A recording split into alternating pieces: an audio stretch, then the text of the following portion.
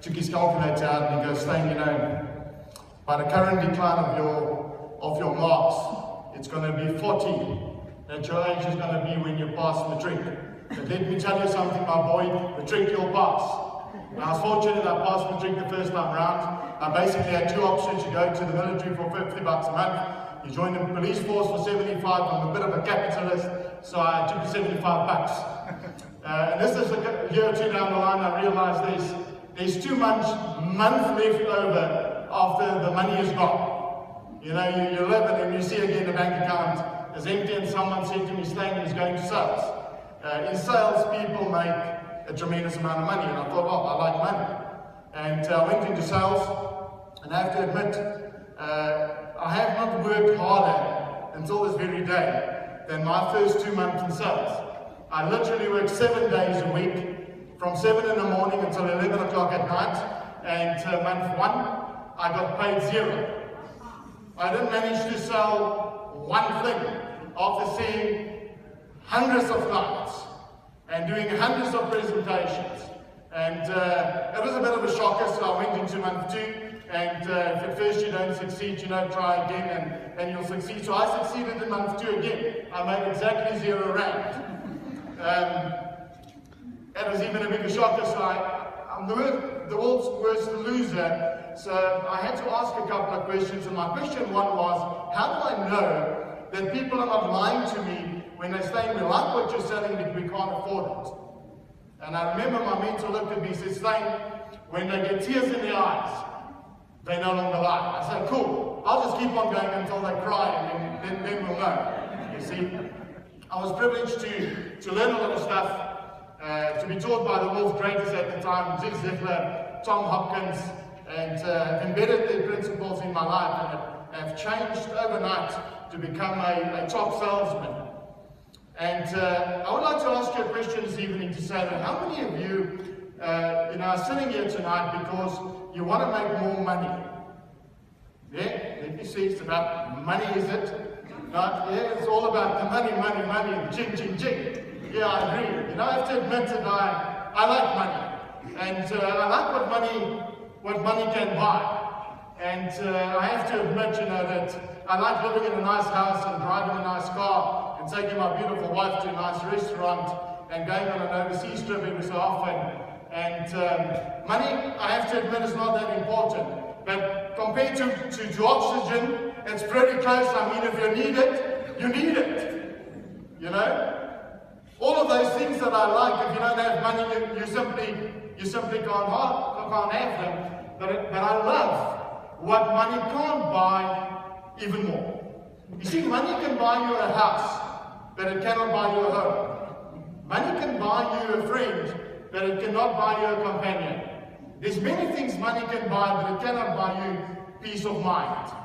And I look at this thing called money and said, so what does it take? Everyone wants to go to heaven, but no one wants to die. We all want to be super successful, but we're looking for getting rich quick. We're looking for a quick fix. We don't anticipate that it will take a great effort, of which step number 1 is what you've done tonight and today by showing up and learning and bettering yourself. It takes hard work. It takes dedication. It takes consistency. It takes keeping on and keep on keeping on until the day breaks and the clouds subside. It takes that. We all want to go to heaven, I'm sure, but no one wants to die. When it comes to putting in the hard work and to make things happen, to be consistent, to keep on going when things are not going your way, is when most people back up. And first and foremost, you have to acknowledge yourself for taking a step and sitting here and listening to great people and learning from them. What does it take to be successful? It takes skill, it takes knowledge, it takes attitude. Now here's a strange thing over many years I've found, and it amazes me that yearly we spend millions upon millions of US dollars and any currency you can find on 23% of what makes up success, on skill and knowledge. We attend seminars, we go to university, we get more degrees, we learn more stuff. On 30% of what makes up success. How much time and money and effort have you spent, and most other people, in the past 6 months on attitude? The one thing that makes up 70% of success. Now, I want to tell you a story about attitude. It's about little Johnny. And I love little Johnny because he reminds me of me when I was his age in the 3rd or 4th grade. You know, I was a busy little man. And the teacher looked at Johnny and said, "Johnny, you're disrupting my class. I'll tell you what I'm going to do. Is if you go this weekend and you do something really, really special, on Monday I'm going to let you share it with the class and tell everyone." And Monday morning everyone is back and Johnny is like in high gear. I mean, the table is even vibrating so much energy he's got. And the teacher says to him, "Johnny, I can see you did something special this weekend." And he says, "Yes, ma'am. My dad and I, we went catfishing. And we each caught 75 catfish, weighing 75 pounds each." And the teacher looked at him and said, "Johnny, you mean to tell me, Dad, you went catfishing and you each caught 75 catfish, weighing 75 pounds each?" He says, "Yes, ma'am, my dad's a pretty good fisherman and so am I." And she was quiet for a couple of seconds. She said to Johnny, "Johnny, would you believe it, this morning when I walked to school, just about 100 or 200 meters from school, there was a big grizzly bear that attacked me and tried to kill me. And this little chihuahua came out of the bushes, grabbed the bear by the nose, slammed it this side, slammed it that side, killed the bear, saved my life. Would you believe that?" He says, "Yes, ma'am, that's my dog." I'm not sure about the story, ladies and gentlemen, but I am sure that his attitude is impeccable. And in business, in life, your personal life, your business life, often attitude is everything. It's 70% of who and what we are. Now, where you are right now as a result of what has gone into your mind. You can change what you are and where you are by changing what goes into your mind. And where does attitude come from?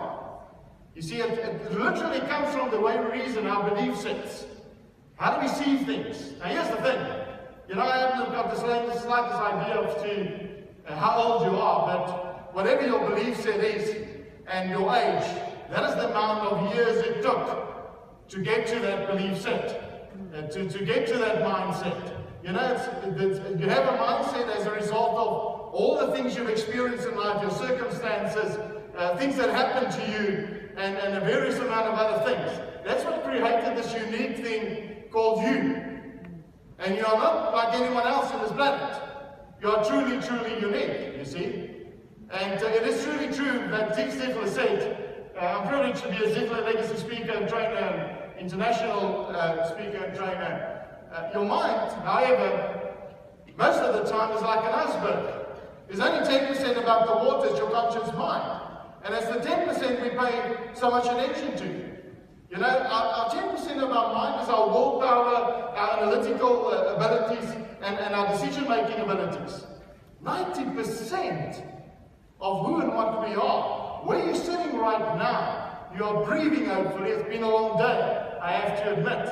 But you're not saying to yourself, breathe now. You know, this time to open your mouth and take some air. You're not telling your heart to pump at a certain rate. You're not telling the blood to flow through your veins at a certain rate. Everything that runs you, that makes you, most probably happen in your subconscious mind, and you're autopilot. When you look at your belief systems and you look at your values, your self-confidence, it's an autopilot. Now here's the thing, I heard someone say earlier tonight, you know, whether you think you can or whether you think you can't, you're right. And in business, that's the most important thing. We live in two worlds, ladies and gentlemen. You know, we live in an inner world where our subconscious mind drives in another world, which is most of the time a reaction to stuff that happens to us. So here's how it goes for most people on a daily basis. Something happens to you, and you create your own version of the story.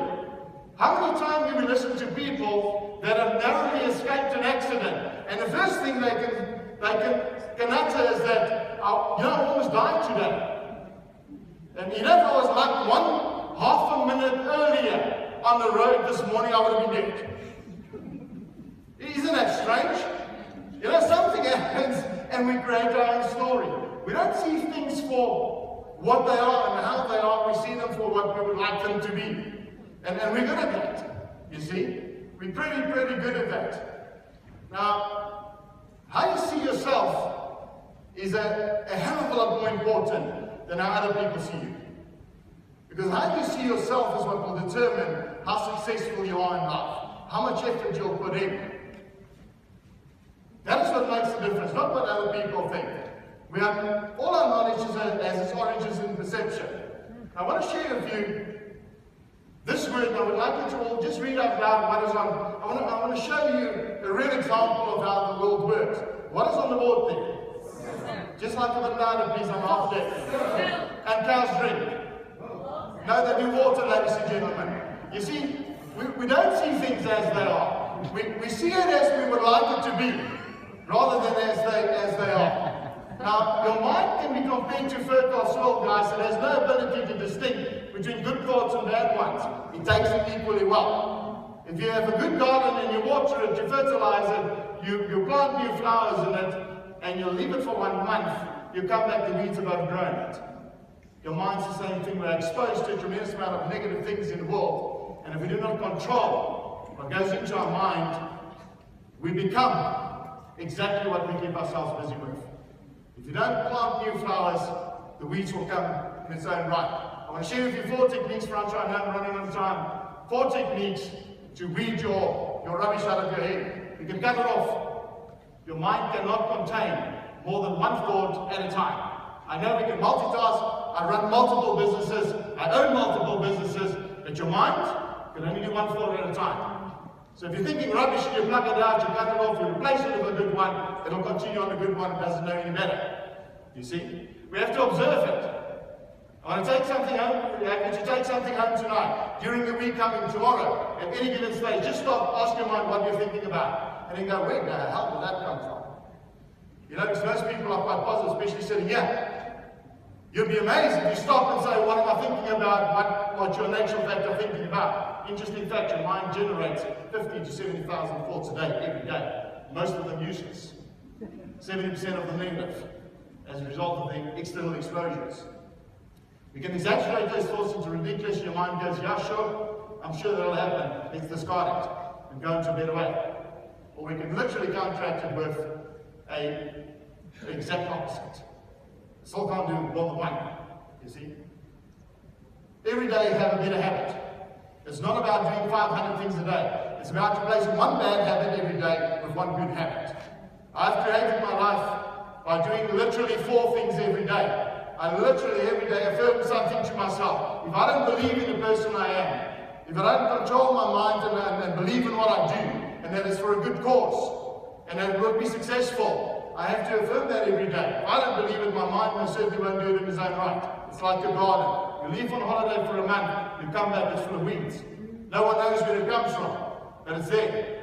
The second thing I do is I seed my goals. And seeding is, what will it feel like if I achieve this goal? You see? The next thing I do is I visualize the goal. What will it look like? Now guys, I have a crazy mind. You know, I see it in full color, and I daydream. And I have big screen. My mind's IMAX.